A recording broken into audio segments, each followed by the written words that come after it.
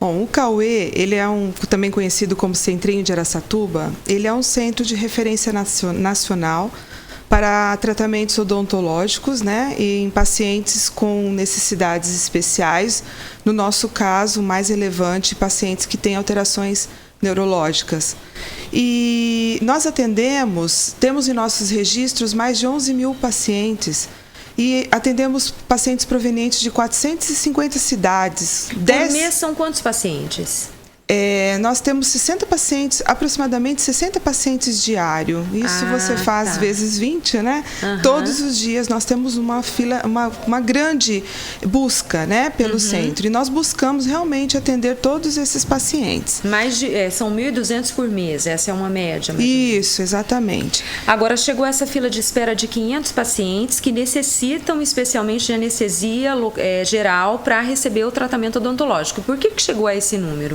Então, nós estamos sem o serviço desde 2008, né? De anestesia. Com a saída do anestesista, então realmente nós não conseguimos recolocar nesse quadro da Unesp um profissional que ficasse no centro.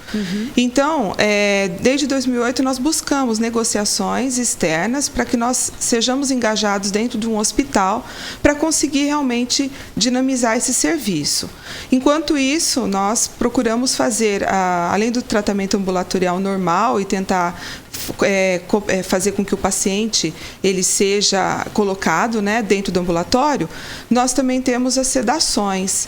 Então, alguns deles nós conseguimos atender de forma urgente as sedações, mas a fila foi crescendo, porque sedação é um tempo limitado para nós fazermos isso. Era isso que eu ia perguntar. Nesse período de 2008 até agora são 7 anos, é um longo período. Então, vocês recorreram a esses meios de sedações que têm uma duração menor do que a anestesia geral para conseguir atender esses pacientes especiais. Sim, sem contar que nós temos aí um limite de dosagem, né, das drogas, dos medicamentos que são utilizados para sedar esses pacientes, que eles não podem ultrapassar limites que depois a gente perde o controle da vida desses pacientes. Então, muitos deles, quando são sensibilizados, quando estão na cadeira odontológica, com o simples fato de serem estimulados pelo tratamento odontológico, eles acordam. Então, é mais fácil eles retornarem. Então, nós acabamos tendo um tempo curto de atuação para fazer esses procedimentos. Sem contar que tem aqueles pacientes que fazem uso de várias medicações e que elas interagem com os medicamentos da sedação e que eles simplesmente não dormem com dosagens altas. Então, se nós ultrapassarmos tais doses, nós estamos causando risco à vida desses pacientes. Professora, eu queria que a senhora explicasse por que é necessária anestesia geral em alguns casos. Sim. Então, alguns casos desses pacientes, eles vêm com múltiplos dentes para serem restaurados, para fazer periodontias, então dentísticas, periodontias, extrações, infecções, né? E a anestesia geral, quando o paciente realmente ele é desacordado, né? Ele fica naquele estado totalmente sem consciência, então nós conseguimos ter tempo para trabalhar, né? O sangramento, inclusive, diminui bastante no caso das extrações, e nós conseguimos simplesmente trabalhar com total segurança, porque ele está controlado, está o tempo inteiro sendo ventilado. E isso faz com que a gente comece o tratamento e termine, vai do começo ao fim. E o paciente também não fica agitado, né? Exatamente. Não prejudica os procedimentos. Exatamente, que é uma das condições que dificulta bastante o atendimento em nível ambulatorial, porque ele não para, né? Então ele se debate muito. Então, corre o risco, muitas vezes, dele se machucar. E tem casos ali que a gente realmente precisa que toda a boca seja feita para restabelecer a saúde bucal deste paciente. A senhora chegou num ponto que eu ia tocar agora. Eu gostaria de saber quais são os prejuízos para os pacientes que ficam sem tratamento odontológico por causa da ausência da anestesia geral. Eu imagino que até a qualidade de vida deles seja prejudicada, porque tem dor, muitas vezes não conseguem comer. É isso mesmo? Isso mesmo. Então, nós sabemos que a boca ela é repleta de patógenos, né? E esses pacientes, por ter uma deficiência de higienização e não sabem, né, se alimentar direito, às vezes usam comidas muito pastosas, não têm o hábito, né, da mastigação, de higienizar a gengiva. Então, eles trazem com eles, né, muitos problemas com cáries, problemas periodontais, e isso aumenta muito a microbiota bucal. Aí essa microbiota fica ali, ela desce pelo sistema respiratório, por exemplo, causando os problemas pulmonares. Ele engole o tempo todo, vai para o digestivo, sistema digestivo, depois passa pela circulação o tempo todo. Isso daí na corrente sanguínea vai para o coração, causando as doenças cardíacas. Isso pode gerar outras doenças no paciente. Sim, exatamente. Então, mais grave ainda do que a gente imagina. Mais grave ainda.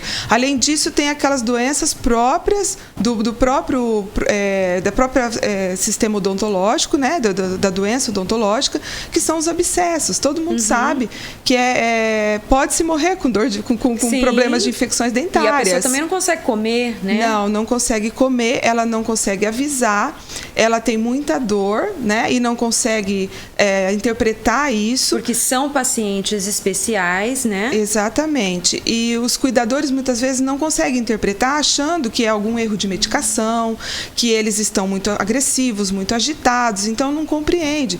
E o paciente está sofrendo com dor de dente, né? E não sabe falar, então a qualidade de vida dele é realmente bastante prejudicada. Professora, é um problema social e também de saúde pública. Com certeza. Agora, precisou da intervenção do Ministério Público para se chegar a uma solução? E eu gostaria de saber também se essa solução é paliativa ou se vai ser necessária uma outra medida para resolver de vez o problema. Bom, deixa eu começar pela segunda.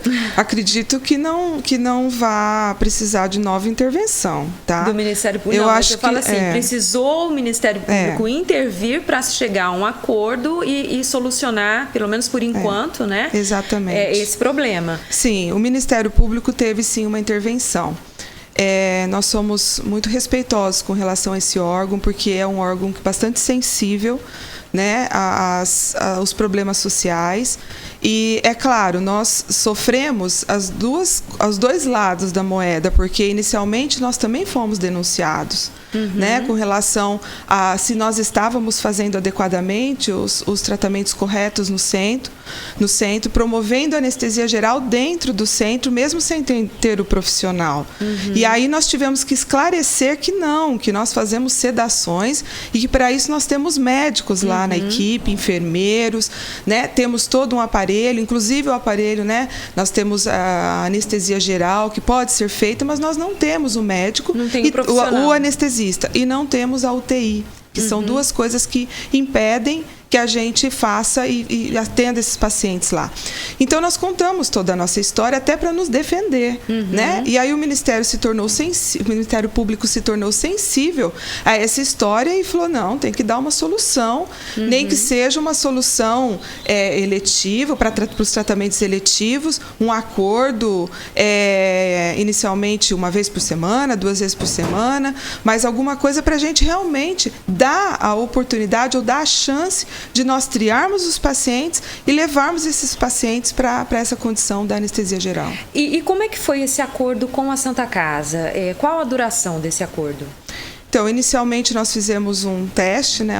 Nós fizemos um rol de pacientes iniciais, e até para calibrar tudo, né? A nossa equipe, junto com a anestesia, o que é necessário, o que não é, o transporte de todo o equipamento, o equipo odontológico móvel que a Santa Casa não tem como, né? Porque a gente que é realmente da Faculdade de Odontologia, os materiais necessários, instrumental. Então, esses 8 pacientes nos serviu aí até para calibrar toda a equipe, e nós chegamos à conclusão que todos os nossos pacientes, é sempre bom que tenhamos uma vaga na UTI.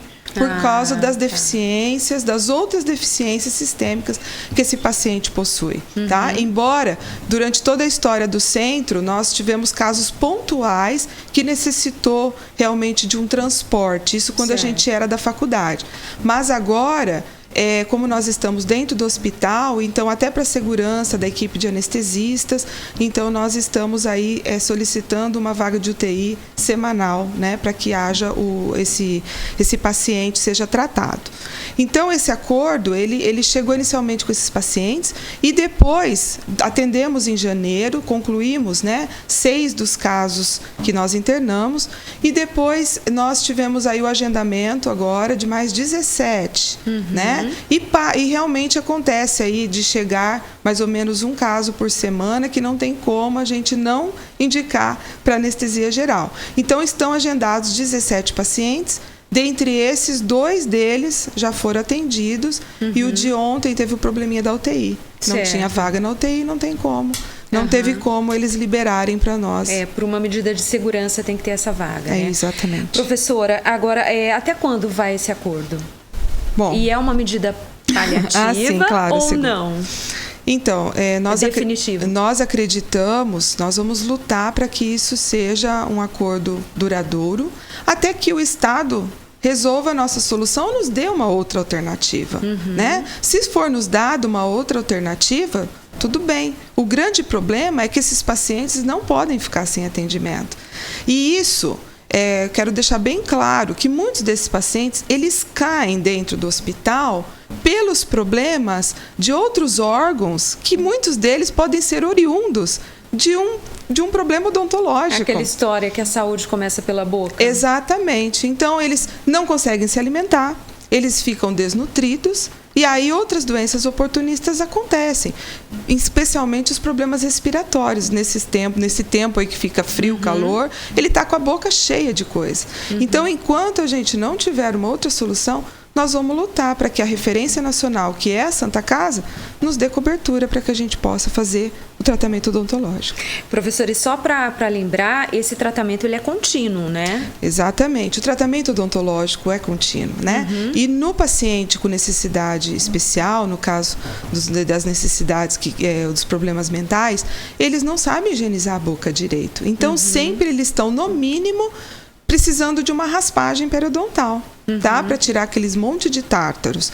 Mas quando nós realmente fazemos toda a boca do paciente e concluímos, esses pacientes retornam ao centro apenas para acompanhamento e remoção dessas placas. Então, aquelas cáries grandes, aqueles dentes que vão perder por extrações, há uma tendência disso diminuir, de ficar somente na prevenção. Aí, nesse caso, não precisa da anestesia. Exatamente, não precisa da anestesia geral. Então, eles voltam para o consultório, porque eles estão sem dor, e agora a gente consegue ter tempo para adequá-los ao ambiente, ao consultório odontológico. Professora, a senhora citou que são 60 pacientes por dia, Isso. né? Desse número, qual o percentual que precisa da anestesia geral? Então, é o que eu disse para você. Vamos supor, 60, vamos colocar 300 pacientes por semana, quase isso, tá? Não chega tudo isso, mas é quase isso. E nós indicamos um caso aproximadamente por semana. Tá. Então, a gente consegue muita coisa. Aliás, bastante. O problema é que ficou muito tempo sem o profissional. Exatamente. Foram 7 anos e isso é que acabou gerando essa fila, né? Exatamente. Então, nós temos, né, dentre as opções de tratamento, nós temos o ambulatório. Então, inicialmente, nós condicionamos esse paciente, colocamos ele na cadeira até para ver o tipo de colaboração que ele tem, apenas usando métodos sugestivos, sempre para o lado positivo. Porém, a gente já percebe se ele vai deixar ou não, se ele vai colaborar ou não. E aí nós temos os outros métodos de controle de ansiedade do centro, que são os nossos projetos de extensão, que é Brincar e Sorrir, Cão Cidadão, né? Música. Então, para deixar ele mais tranquilo. Não deu certo? Vai para outra etapa, o medicamentoso, né? O fármaco. Então, nós temos a sedação pelo endovenosa, com midazolam, e temos também o óxido nitroso agora. Então, para chegar na anestesia geral, eles passam por tudo isso. Então, olha quantas coisas. E nós temos uma fila de sedação grande já. Então, a gente acredita que se a gente conseguir colocar na anestesia geral, cada paciente, a gente acaba mais ou menos com 4 sedações. Porque quando vai para o hospital, a gente consegue fazer tudo o que precisaria de 4, por exemplo, sessões de sedações para conseguir concluir esse tratamento. Correto. Agora, a senhora acredita que isso vai ser possível em quanto tempo? Em quanto tempo será possível zerar essa fila aí de espera de 500 pacientes? Zerar a fila. Dá para fazer uma ideia, dá para a gente ter uma ideia desses pacientes que já estão, né, nessas condições, né? Porque claro que isso é crescente, isso vai aumentando. Na verdade, teria que, para a gente zerar essa fila, teria que não aparecer mais ninguém. Né? Não, mas desses 500 atuais, sim, até ao longo do ano, vocês conseguem zerar? Não. Até ao longo do ano, eu vou ser sincera para você, porque realmente, se aparece um caso por semana ainda, né? E nós temos um caso para ser feito na Santa Casa por semana, isso se der tudo certo, então a gente pelo menos vai manter em ordem o que está chegando daqui para frente. Tá. Já é uma conquista. Já é alguma coisa. E muitos desses que estão chegando novamente são aqueles casos que ficaram na fila de espera. Correto. Professora, vocês também têm uma associação que ajuda pacientes carentes, porque o Centrinho atende a muitos pacientes que, né, são socialmente carentes. Isso. Como é que as pessoas podem colaborar? Tem algum telefone para contato? Então, nós temos uma associação que foi formada pelos próprios servidores, sensíveis realmente a essa realidade dos pacientes, porque são pacientes que vêm de muito longe. Muitos deles saem de casa 3 horas da manhã, 4 horas da manhã, para chegar no centro 7h30, 8 horas, né? Para passar por todos os profissionais. Porque, como eu disse, o tratamento odontológico no centro, ele não é tratamento odontológico, ele é uma assistência odontológica. Então, qual que é a diferença disso? É que nós assistimos o paciente de forma multiprofissional. Então, ele chega, ele vai passar por uma triagem, mas também ele vai passar por um médico cardiologista, por um neurologista, um clínico geral, um pediatra, um otorrino, laringologista, que são médicos voluntários, nós temos também lá no centro. Depois ele passa pela enfermagem, né? Fonoaudiólogo, fisioterapeuta, terapeuta ocupacional, psicólogo, assistente social. É uma equipe multidisciplinar. Exatamente. Então, ele fica o dia inteiro no centro. Então, esses funcionários, esses servidores sensíveis a essas situações dos pacientes, porque eles ficam muitas vezes sem comer e não têm dinheiro, porque o tratamento é gratuito. E eles vêm praticamente sem dinheiro para Araçatuba, né? Então, eles precisam se alimentar. Então, essa associação, ela arrecada doações para que a gente ofereça um café da manhã todos os dias, fica disponível sempre um café, uma bolacha, alguma coisa à tarde também, porque eles ficam o dia inteiro, e muitos deles almoçam ali e vêm sem dinheiro. Então, ela também oferece um vale alimentação na cantina da faculdade para que esses pacientes se alimentem. Além disso, muitos deles vêm sem roupas, né? Aí nós temos, por isso que estamos sempre arrecadando roupa, para entregar a roupa, porque às vezes eles vêm com uma troca só e o paciente vomita, o paciente, né, faz um monte de coisa e a gente tem que dar roupa para ele, vai para casa, pega a roupa quando não tem. Então, a gente acabou criando essa associação dentro do próprio centro e arrecadamos o dinheiro, né? Dinheiro também. Por que dinheiro? Porque às vezes vem um paciente que é carente e ele precisa, às vezes, de um mantenedor de espaço, né? Um dente que caiu, ou alguma coisinha, algum aparelhinho. Ou até precisa de dinheiro para voltar para casa. Ou, às vezes, dinheiro para voltar para casa. Então, ou dinheiro para se hospedar num hotel, porque se ele vem com uma infecção, amanhã ele tem que voltar para o centro. Certo. E não tem como ele voltar para casa, porque é 4 horas, 5 horas de viagem. Então, que tipo de doações vocês recebem? Dinheiro, tudo. Roupas, comida, tudo? Isso, alimentos não perecíveis, dinheiro. Nós recebemos aí cestas básicas, né? Porque é o alimento. Então, até liguem lá, porque a gente está sempre precisando de algo. Então, como né? é que faz para doar? Qual é o telefone? Então, o telefone que eu vou dar, o telefone do centro 3636-018, 3636-2848. Tá? Então, esse certo. É um dos telefones do nosso centro. E o centrinho fica ali na Marechal Rondon, né? Quer dizer, a entrada é pela Marechal Rondon. Exatamente. E então, vou repetir o telefone. Quem puder ajudar, né, os pacientes do centrinho, a associação que auxilia esses pacientes, o telefone é o 18 3636 2848. Professora, muito obrigada pela sua presença aqui hoje. Nosso tempo já esgotou, mas de qualquer forma eu agradeço pelos esclarecimentos. A gente pôde conhecer um pouco mais demais o trabalho de vocês, que é um trabalho maravilhoso, né? Que é muito além, como a senhora falou, de um tratamento odontológico, mas é de uma assistência social, assistência humana também, né? Exatamente. Então, parabéns pelo trabalho de vocês. Obrigada, eu que gostaria de agradecer, inclusive ao promotor de justiça Joel Furlan, o diretor clínico da Santa Casa, né, que está sensível. Dr. Sérgio Smolitsov, né? Exatamente, o Dr. Silvio, o Sr. Silvio da ADRS também, né? E o chefe de anestesista, a doutora Cláudia Gabas, né? Então, muito obrigada aí além de toda a equipe, né, que está sempre ajudando a gente para a gente fazer esses acordos e para dar certo para o nosso paciente. Muito obrigada. E que esse acordo possa ser duradouro. Aí para atender os pacientes, né, que é para sempre. Exatamente.